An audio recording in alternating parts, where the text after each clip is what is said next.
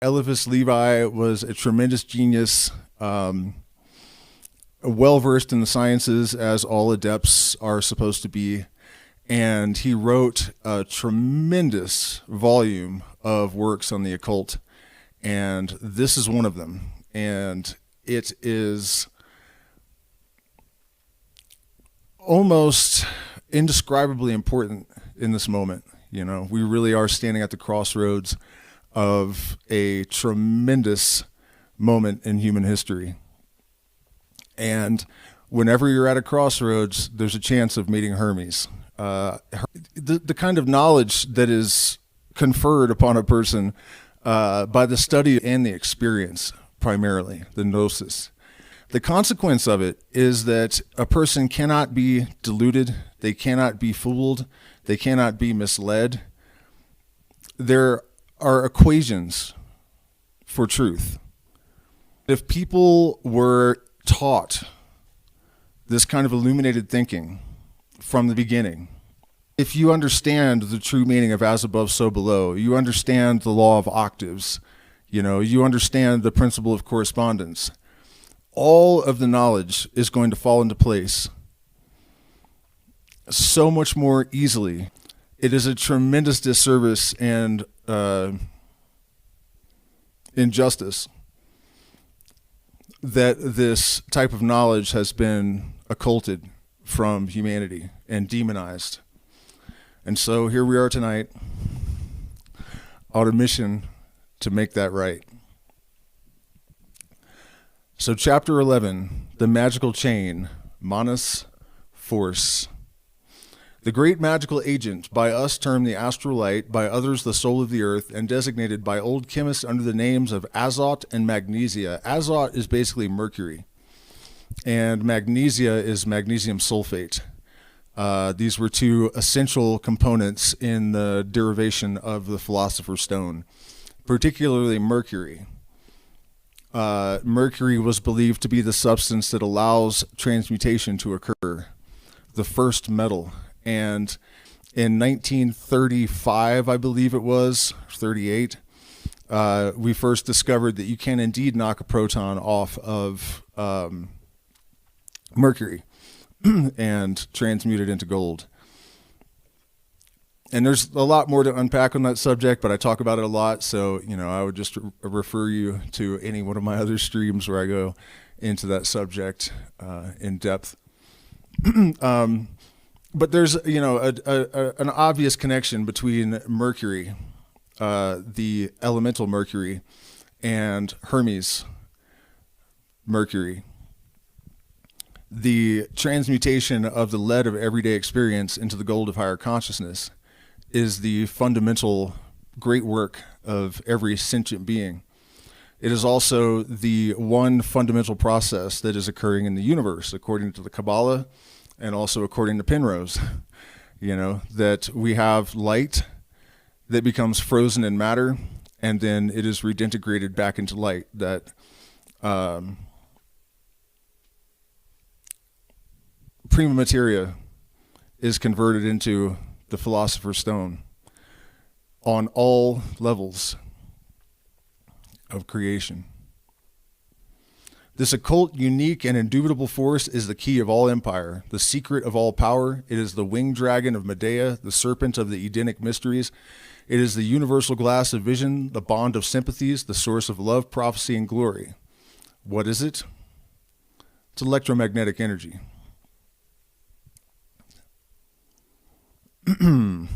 This connection between electromagnetism and consciousness is an all-pervasive theme throughout the science of the Magi.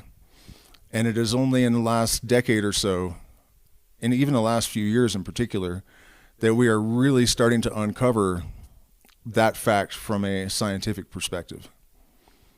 Exciting times. To know how to avail oneself of this agent is to be the trustee of God's own power. All real, effective magic, all occult force is there, and its demonstration is the sole end of all genuine books of science. Yeah. To possess oneself of the great magical agent, there are two operations necessary: to concentrate and project, or in other words, to fix and to move. Fixity has been provided as the basis and guarantee of movement by the author of all things. The magist must go to work in like manner. It is said that enthusiasm is contagious, and why? Because it cannot be produced in the absence of collective faith. Faith produces faith. To believe is to have a reason for willing. To will with reason is to will with power. Not, I say, with an infinite, but with an indefinite power. What operates in the intellectual and moral world obtains still more in the physical. And when Archimedes was in want of a lever to move the world, what he sought was simply the great magical arcanum. I would interject here that this is the reason why our society has been engineered along the lines that it has. Without any fundamental purpose, all will, all desire is ephemeral. It is unfocused. It is unconcentrated. And it's not aligned with universal forces that would reinforce and substantiate it, give it momentum, and help it to find its proper trajectory. It is gunpowder, unconfined, steam lost in the void. One arm of the androgynous figure of Henry Coonrod bore the word coagula, and the other solve. To collect and diffuse are nature's two words, but after what manner can we accomplish these operations with the astral light or the soul of the world? Concentration is by isolation and distribution by the magical chain. Isolation consists in absolute independence for thought, complete liberty for the heart, and perfect continence for the senses. Every man who is possessed by prejudices and fears, every passionate person who is slave of his passions, is incapable of concentrating or coagulating, according to the expression of Coonrod, the astral light or soul of the earth. All true adepts have been independent, even amidst torture, sober, and chaste till death. The explanation of such anomaly is this: in order to dispose of a force, you must not be surprised by this force in a way that it may dispose of you. But then cry out those who seek only in magic for a method of inordinately satisfying the lusts of nature. What good is a power which must not be used for your own satisfaction? Unhappy creatures who ask, if I told you, how could you grasp it? Are pearls nothing because they are worthless to the hoard of Epicurus? Did not Curtius prefer the government of those who had gold than its possession by himself? Must we not be something removed from the common man when we must pretend to be God? Moreover, I grieve to deject or discourage you, but I am not devising the transcendental sciences. I teach them, defining their immutable necessities and the presentation of their primary and most inexorable conditions. Pythagoras was a free, sober, and chaste man. Apollonius of Tyana and Julius Caesar were both of repellent austerity. The sex of Paracelsus was suspected, so foreign was he to the weakness of love. Raymond Lilly carried the severity of life to the most exalted point of asceticism. Jerome Cardan exaggerated the practice of fasting till he nearly perished of starvation. If we may accept tradition, Agrippa, poor and buffeted from town to town, almost died of misery rather than yield to the caprice of a princess who insulted the liberty of science. What then made the felicity of these men? The knowledge of great secrets and the consciousness of power. It was sufficient for those great souls. Must one be like unto them in order to know what they knew? Quite a few things to unpack there, but one of the things he's alluding to is that once a person is self-realized, once the dissonance and interference patterns have been removed from their being, the reason that they can be so steadfast, that they're unmoved by threats or torture, is that they have fallen into homeostasis. They are in congruence. They have been swept up into the trajectory of the forces of nature in the universe. These things dictate their conduct. Their will and their determination is absolute because it is not determined by their ego. It is an expression of this electromagnetic force that some call God.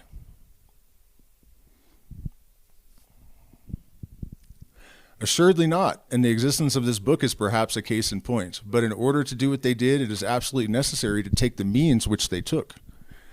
But what did they actually accomplish? They astonished and subdued the world. They reigned more truly than kings. Magic is an instrument of divine goodness or demoniac pride.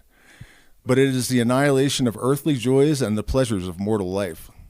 Why study it, ask the luxurious? Merely to know it, and possibly after to learn mistrust of stupid unbelief or puerile credulity. Men of pleasure, and half of these I count for so many women, is not gratified curiosity highly pleasurable? Read therefore without fear, you will not be magicians against your will. Readiness for absolute renunciation is, moreover, necessary only in order to establish universal currents and transform the face of the world. There are relative magical operations, limited to a certain circle, which do not need such heroic virtues. We can act upon passions by passions, determine sympathies or antipathies, hurt even and heal, without possessing the omnipotence of the magus. In this case, however, we must realize the risk of a reaction in proportion to the action, to which we may easily fall a victim. All this will be explained in our ritual.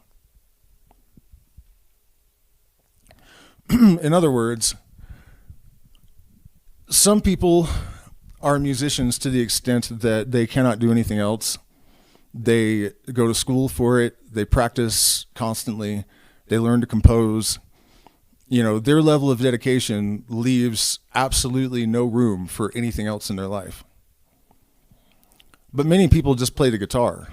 Almost every dude on earth, it seems like, plays the guitar to some extent. You know, this is the same level of commitment. The thing is, the gains are commensurate with effort, of course. You know, in fact, I'll give you an example since we're talking about music that I really just, I mean, this is something that I've known, but it hit me on another level the other night because I found an AI that can transcribe music. So I started feeding it a bunch of live Grateful Dead performances. And I was playing Jerry Garcia's improvisations. And I realized that it's almost like scanning a QR code. That the circuitry of this person that is, you know, more intelligent than I am, I'm sort of inculcating the circuitry of his being by mapping how he thought. And the music is full of recognition of opportunities that no one else sees, like certain patterns that all guitarists play. He'd play one note differently. And it's, you know, it serves a bunch of different purposes. It's a better choice, but no one apparently thinks of it, except for this apparent genius. You know, the obvious is hidden. But then after the inculcation of this, you are going to see those opportunities in real life just as he did. And so, you know, to develop a level of mastery where you're capable of scanning that QR code is going to catalyze your evolutionary process. So, but at what cost? You know, I've had to spend 10 hours a day locked in a room, driving myself mad, probably damaged my health even, you know, at the level of commitment. And the thing is, you never know when you pick up a guitar how you're going to end up. It's almost like trying a hard drug. You don't know that you're not going to get swallowed up by it. And sometimes when you get swallowed up by these things, you'll get destroyed by them. So, all things to be aware of. To make the magic chain is to establish a magnetic current which becomes stronger in proportion to the extent of the chain. We shall see in the ritual how these currents can be produced and what are the various modes of forming the chain. Mesner's trowel was an exceedingly imperfect magic chain. Several great circles of Illuminati in different northern countries possess more potent chains. Even that association of Catholic priests celebrated for their occult power and their unpopularity is established upon the plan and follows the conditions of the most potent magical chains, and herein is the secret of their force, which they attribute solely to the grace or will of God, a vulgar and cheap solution for every mystery of power and influence or attraction. In the ritual, it would be our task to estimate the sequences of truly magical ceremonies and evocations which make up the great work of vocation under the name of the exercises of St. Ignatius. This magical chain, one expression of it is lineages of initiation. And if you think about a chemical chain, you must conform to certain parameters in order to have to develop a successful chain. And this is why when we accept initiation in a tradition, we are making a magical oath to conform to certain strictures and to operate within certain parameters. And this is to maintain the purity and the substance of the magical chain. Microcosm, macrocosm. When you have entered into a lineage like that, you then are creating another magical chain in microcosm in your life, where each event is a link in that chain. And they must all fall into a certain framework in order to maintain the chain. All enthusiasm propagated in society by a series of communications and practices in common produces a magnetic current and continues or increases by the current. The action of the current is to carry away and often to exalt beyond measure persons who are impressionable and weak, nervous organizations, temperaments inclined to hysteria or hallucination. Such people soon become powerful vehicles of magical force and efficiently project the astral light in the direction of the current itself. Opposition at such a time to the manifestations of the force is to some extent a struggle with fatality. When the youthful Pharisee Saul or Shaul threw himself with all the fanaticism and all the determination of a sectarian across the aggressive line of Christianity, he unconsciously placed himself at the mercy of a power against which he thought to prevail, and hence he was struck down by a formidable magnetic flash, doubtless the more instantaneous by reason of the combined effect of cerebral congestion and sunstroke. The conversion of the young Israelite, Alphonsus of Ratisbonne, is a contemporary fact which is absolutely of the same nature. We are acquainted with a sect of enthusiasts whom it is common to deride at a distance and to join, despite oneself, as soon as they are approached, even with a hostile intention. I will go further and affirm that magical circles and magnetic currents establish themselves and have an influence according to fatal laws upon those on whom they can act. Each of us is drawn within a circle of relations which constitutes his world and to the influence of which he is made subject.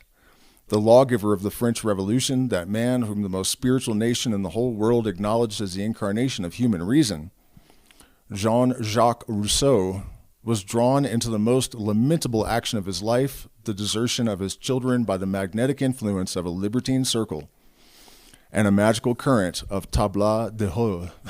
I have no idea how to pronounce that. Tabla de heur. What the hell is that mark supposed to be? Hote? Yeah, I have no idea. He describes it simply and ingenuously in his confessions, but it is a fact which has remained unobserved. Great circles very often make great men, and vice versa. There are no unrecognized geniuses, there are eccentric men, and the term would seem to have been invented by an adept. The man who is eccentric in his genius is one who attempts to form a circle by combating the central attractive force of established chains and currents. One of the reasons we see the political dynamics in the United States that we do in the moment is exactly this. This chain has been allowed to develop, to fortify, and to expand unchanged over decades. And so the magnetic draw of the central attractor is just more and more powerful, and it is more and more succinctly of its essence. So the adept is immune to this, and it is his destiny to be broken or to succeed. Now, what is the twofold condition of success in such a case? A central point of stability and a preserving circular action of initiative. This is really why the yellow path is the path of cowards. This is something that most people do not want. They would rather have a comfortable, even ride, not rock the boat, and not risk everything. Like in my case, I have one choice in life: to pursue one aim and act in accordance with one current.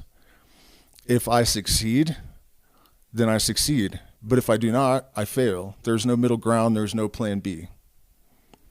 And I can tell you for sure that the alternation of impending success and failure is just as stressful as people would imagine that it is. And when you feel like you're in line with a sort of divine current and it lets you down, it's different and more painful, I think, than just personal failure. So it is an intense path to choose, but in reality, it should be the divine birthright of every person. And in a world where each individual was acting in accordance with this true will as prime directive, the support system would be much greater, because this would be the norm as opposed to what we have in reality right now.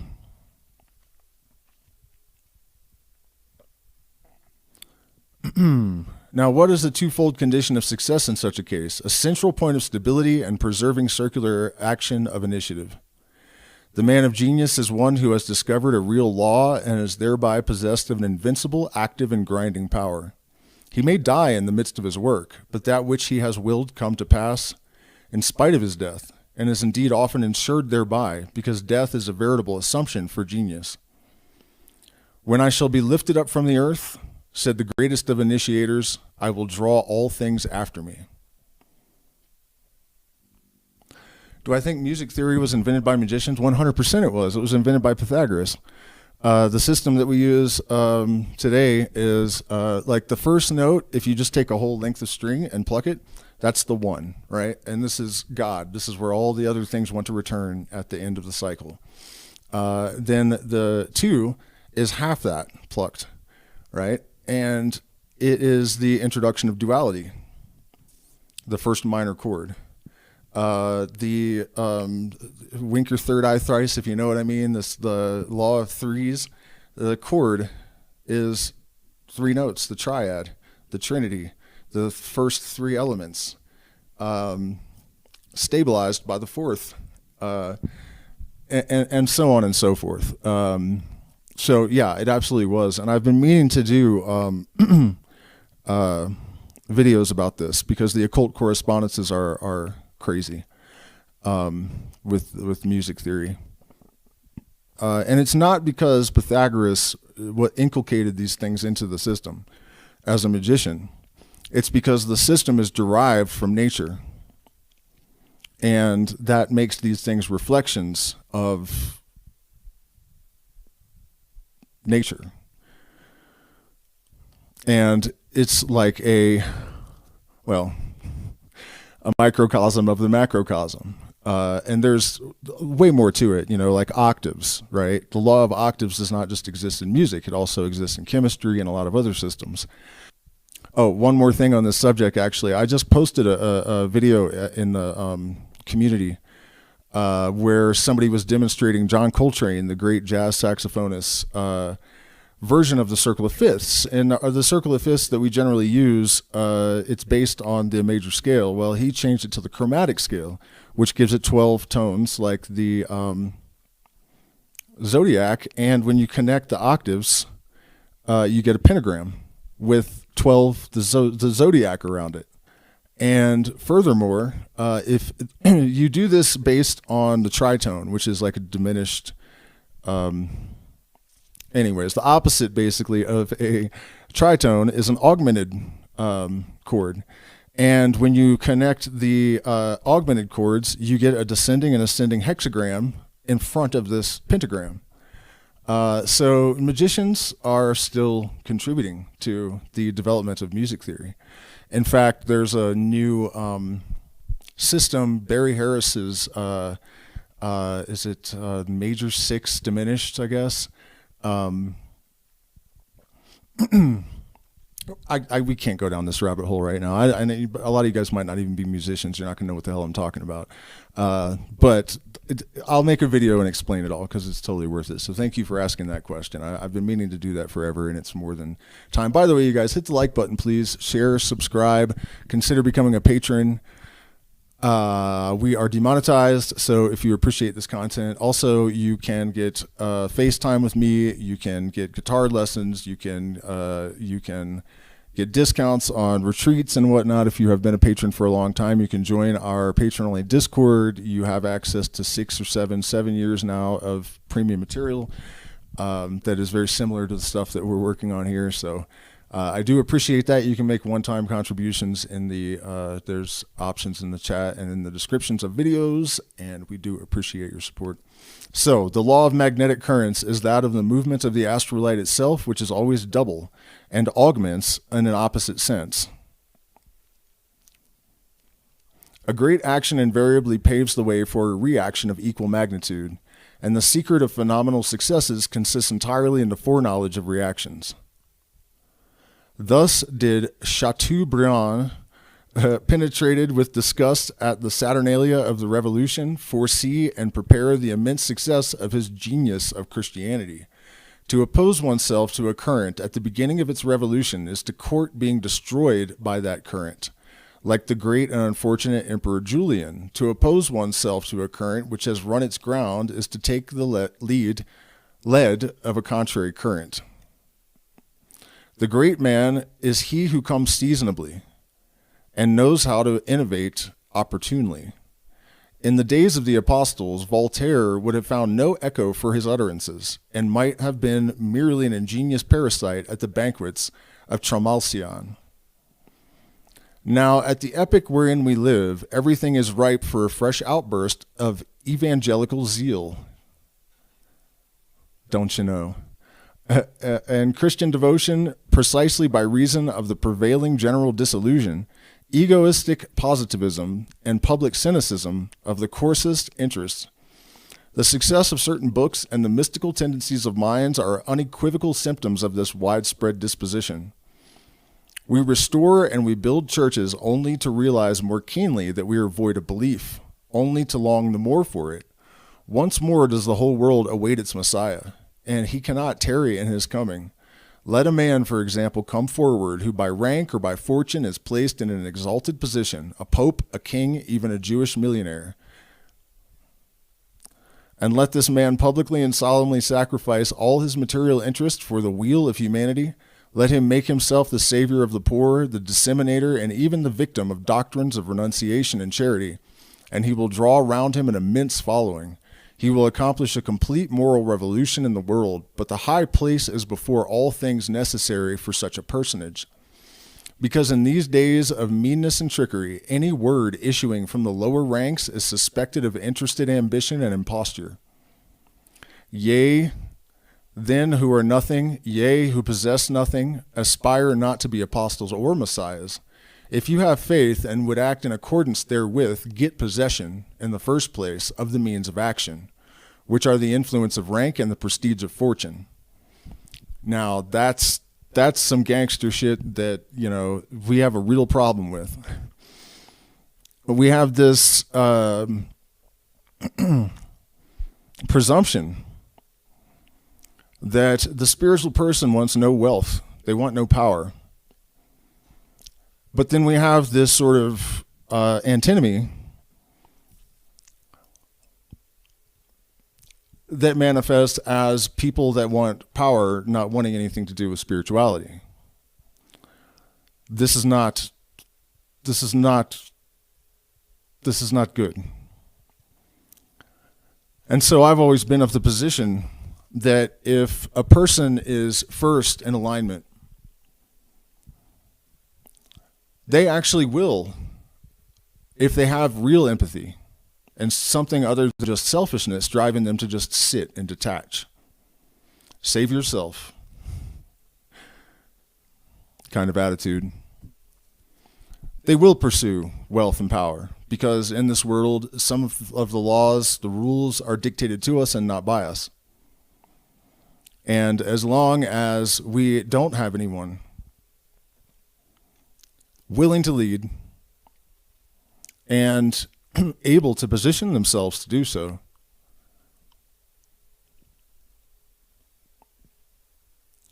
we are absolutely doomed. And the thing is, an adept speaking the language properly will be understood by everyone and anyone. This is one of the reasons that we value scientific education so highly, because we know that in order to reach the Muggle with the transcendental mindset, we have to be able to speak their language and validate it on their terms. And we are at a point now where there is a convergence of evidence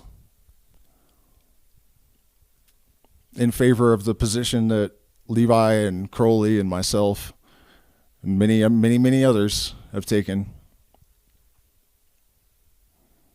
But you cannot shun power and wealth. But you have to be self-engineered to maintain the course, having acquired these things. The Templars failed at this. And they were advanced. This is one of the reasons it almost never happens. In olden times, gold was manufactured by science. Nowadays, science must be remade by gold. Damn. Wow. Speaking of the Templars, in olden times, gold was manufactured by science. Nowadays, science must be remade by gold. We have fixed the volatile. We must now volatilize the fixed. In other words, we have materialized spirit. Now we must spiritualize matter.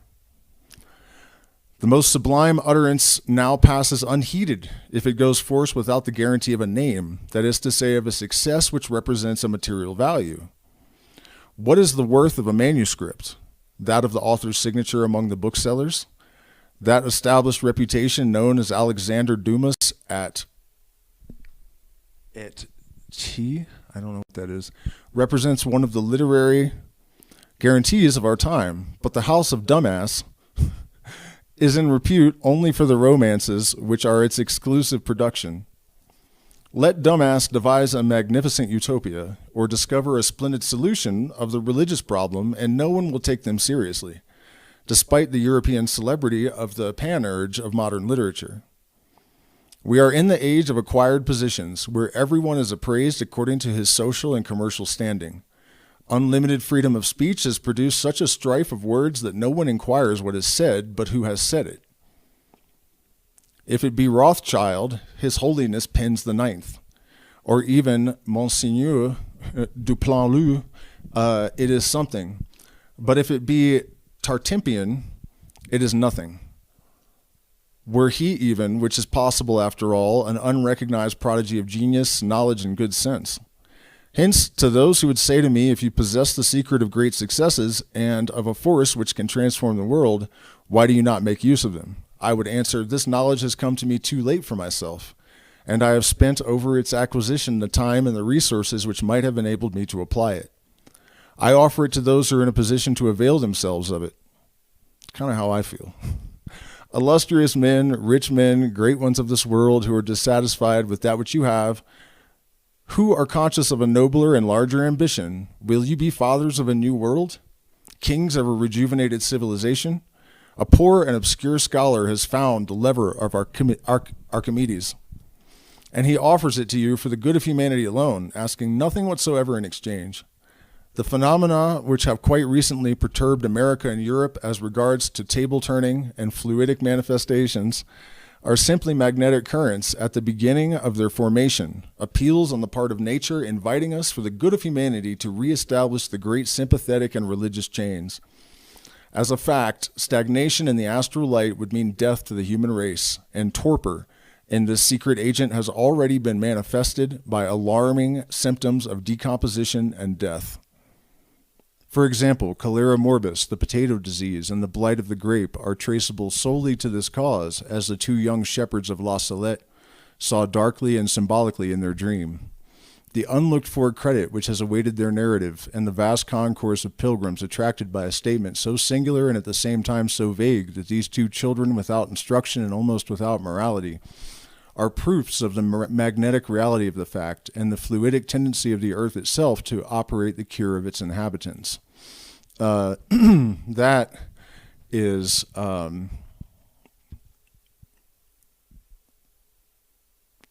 super poignant. To operate the cure of its inhabitants. So we have right now in Africa and a certain island, it may be in Louisiana or off the coast or something. I can't recall the island, but the rattlesnakes stop making rattles because they know it gets them killed. Well, they don't know, but something knows, obviously. And elephants are not growing tusks because they don't want to get shot. But the most interesting is this acacia tree that has stopped producing a tannin that gets it cut down. And it has done so in seasons, not in 10,000 years or a million years. So we have these context-aware adaptations happening that seem to imply that there is some sort of teleology or intelligence in nature that is aware of the context, that it needs to happen quickly, right? So now we have this knowledge reemerging at this crossroads in humanity. This is exactly the antidote to the crisis of purpose and all of the other things that have been leveling humanity over the last few years. It is the same sort of adaptation that the acacia tree, that it transcends even epigenetics. It's beyond that as an explanation. And that is that magnetic field operating the cure of its inhabitants. Superstitions are instinctive, and all that is instinctive is founded in the very nature of things, to which the skeptics of all times have given insufficient attention. This is an important thing to consider as well. We are told to trust our intuition, but we're also told that intuition isn't real, And that second part is almost not even relevant. I just kind of threw it in there, but we also know that our subconscious is where our trauma-driven behaviors originate. This is also where our intuition comes from. How do we trust this intuition that has its source in this diabolical automaton that governs our life? There is an answer, and I'm not going to give it right now because I'm going to talk about it in the narcissist stream tomorrow. But it's something to consider when you're trying to understand the demonization of parapsychological phenomena. It's more than just trying to separate people from their power, although it does that. There is sort of a almost instinctive reason for this. We attribute then all the strange phenomena of table turning to the universal magnetic agent in search of a chain of enthusiasms with a view to the formation of fresh currents. Table turning. We must overturn the tables and disconnect the cables. This place don't make sense to me anymore. Can you tell me where we're going, senor? Is it Lincoln County or Armageddon? Bob Dylan, senor. Tales of Yankee Power. But yeah, a solvent coagula he brought up earlier, the system doing what it's doing now, consuming itself, destroying itself. There's a formula here. The pieces must separate in order for there to be the possibility of movement, right? If you have a machine where the cogs are interlaced, they're going to do what the cogs do. But if there's some separation, they can reconfigure, and maybe this time they're going to reconnect this way. Very crude explanation. But the thing is, if the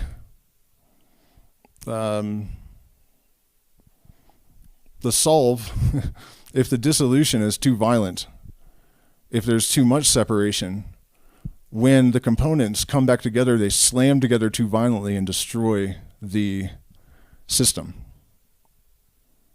that is undergoing this table turning. And that's where we are on this planet right now. We are in the solve phase. And the problem is that the constituent elements have so much force driving them that the reconfiguration could be too violent. At the same time, that force is potential energy. And if it does not destroy the system, it will become kinetic. And the effect is directly commensurate with how much energy is present in the system, right? So the potential is exactly correlated with the level of existential threat. The force of itself is blind, but it can be directed by the will of man and is influenced by prevailing opinions. This universal fluid, if we decide to regard it as a fluid, being the common medium of all nervous organisms and the vehicle of all sensitive vibrations, establishes an actual physical solidarity between impressionable persons and transmits from one to another the impression of imagination and of thought. The movement of the inert object, determined by the undulations of the universal agent, obeys the ruling impression and reproduces in its revelations at one time all the lucidity of the most wonderful visions, and at another all the eccentricity and falsehood of the most vague and incoherent dreams. The blows resounding on furniture, the clattering of dishes, the self-playing of musical instruments are illusions produced by the same cause. This is an interesting bit here on a couple of levels. Let me reorganize my thoughts. Okay, so the eccentricity and falsehood of vague and incoherent dreams. A lot of manifestation coaches want to sell people the idea that anything you think you can just have. If that was true, then every New Age housewife on earth would be driving an amethyst Lamborghini or whatever, you know. Clearly that's not the case. So what is the difference between an effective manifestation and these sort of wish demons and pipe dreams? Alignment with purpose, right? And the law of necessity applies to all things. All universal laws apply to all systems. That includes your goals, hopes, weems, and wishes. So the reality is, if it is some sense necessary and congruent with the amplification and diversification of life and experience, then you will find that your will is reinforced, that the magnetic agent is to some extent at your command. This again is reiterating the travesty of the global crisis of purpose, but also implies how wonderful the rectification, if we can correct this. The miracles of the convulsionaries of Saint Medard were of the same order, and seemed frequently to suspend the laws of nature. On the one hand, exaggeration produced by fascination, which is the special quality of intoxication occasioned by congestions of the astral light. On the other, actual oscillations or movements impressed upon inert matter, such by the subtle and universal agent of motion in life. Okay, so I forgot something. He mentioned the self-playing of instruments, right? When I first moved to the Sacred Valley, I was in this... I was high up, surrounded by peaks that had a lot of caves in them, right? And my guitar, the A string, would just suddenly bong, and it did it all the time. And it was kind of freaking me out, It's like, do I have a ghost in here? Like, what is this? And then someone mentioned to me that there are crystal veins, quartz crystal, and that they're often in plates that touch, right? And so there are shifts And when this happens, there's a piezoelectric effect. And I thought, holy shit, the caves are amplifying these crystals rubbing together, and I'm getting a sympathetic vibration in my guitar string. By the way, that string was tuned to A440, not 432. So take note of that. And it's funny because when I did this before the audio went out, I told that story, and then I came back and read Oppressed Upon Inert Matter by the Subtle and Universal Agent of Motion in Life, which was happening there. So this really, I'm not just offering a cute little antidote or what an anecdote. There's actually a point that there are connections between things that are not evident to the senses, but there's still some mechanism of action, right? There's still a relationship. For example, I used to have a really bad temper, and I was talked into doing first drinking tobacco and then doing an enema with tobacco. And I did not want to, but I did it. And when I came out, the girl who had administered this to me when I came out of the bathroom, she took my hands and she said, "May whatever you were carrying fall to the core of the earth." And in that moment, the house started shaking. Books were falling off the bookcases, and the owner of the place was a blackout drunk, so I thought he crashed his truck into the house or something. I'd never been in an earthquake before, and that's what happened. Whatever I dropped, I did drop something. Did not cause that earthquake. But it was not unconnected either. And it is through the experience of this kind of knowledge, through this observation, that we are even compelled to look into these things, right? If that guitar string hadn't rung, I wouldn't have considered looking for the cause. So as long as we've engineered all these blind spots around these things by not acknowledging them, we'll never have a holistic understanding of the universe, and therefore we will never be able to integrate its power into our own being, into our collective being, or its wisdom.